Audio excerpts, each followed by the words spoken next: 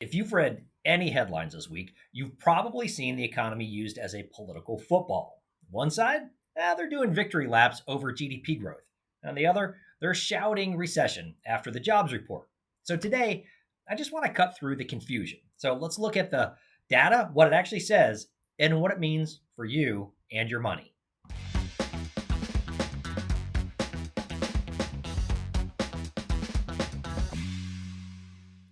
Hey everyone, Chris Hobart here, the Wealthologist, and welcome back to the only place where we talk money, markets, and meaning without a bunch of spin, right?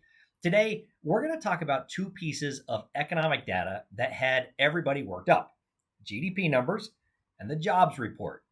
But here's the thing, let's get real. These numbers aren't political wins or losses.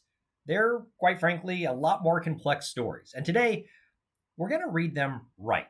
So last Wednesday, the GDP report came out showing a solid 3% growth for the second quarter. A headline screamed economic boom. Now, sure, on paper, it looks great, but let's chill on popping that champagne just yet. Now, why? Well, because part of this spike is just a bounce back from a pretty ugly Q1 when GDP actually dropped 0.5%. So, why the swing? That's not magic. It was businesses scrambling before tariffs kicked in. We've talked about this before. Imports soared in Q1 as companies front loaded supply. Then they hit the brakes in Q2 and shifted back to domestic orders. Boom, GDP jump. But when you average Q1 and Q2 together, we're at a modest 1.2% growth rate, which is well below the 20-year average of 2%. So, what's the translation? Good headline, but reality, it's okay. Then on Friday, the jobs report dropped. And suddenly that vibe flipped. Only 73,000 new jobs, far below the 104,000 expected. And to make it worse, earlier months were revised down, which wiped out 185,000 jobs from the books.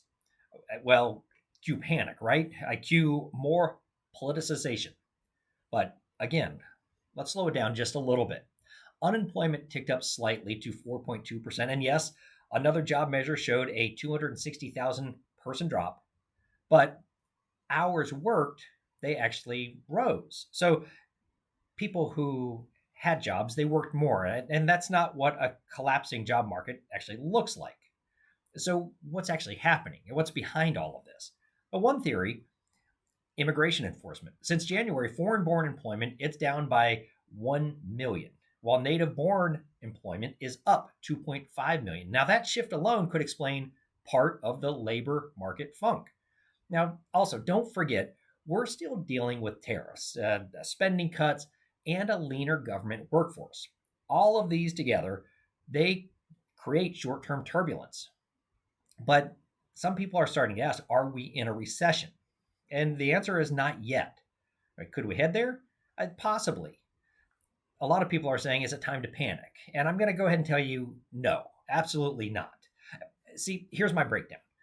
Not just what's happening, but more what smart investors should be doing about it. Stop managing your money based upon the headlines. When GDP data or job reports drop, most people either celebrate or they panic. And quite frankly, both of them are mistakes. We've just talked about it. The real move: zoom out a little bit. One quarter doesn't define your future. Patterns matter more than points in time. Understand lag effects and invest ahead of the curve. Also, policy changes, from tax cuts to tariffs to immigration shifts, they don't show up instantly in the economy. Markets often react too early or too late. But if you begin to understand these lag effects, you can actually position yourself where the value will be 6 or maybe 12 months from now, not where the headlines say it is today.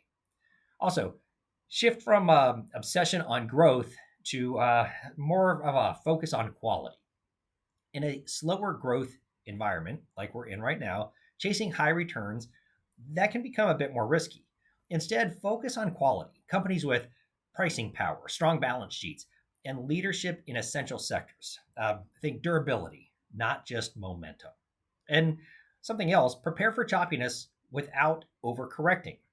This is the kind of environment where investors, they tend to overreact. A slightly disappointing jobs report, cue the headlines. Recession is here. But volatility, it does not mean collapse. And quite frankly, it means opportunity. If you stay liquid, stay calm, and stay diversified, that may be the key. Also, know the difference between risk and noise.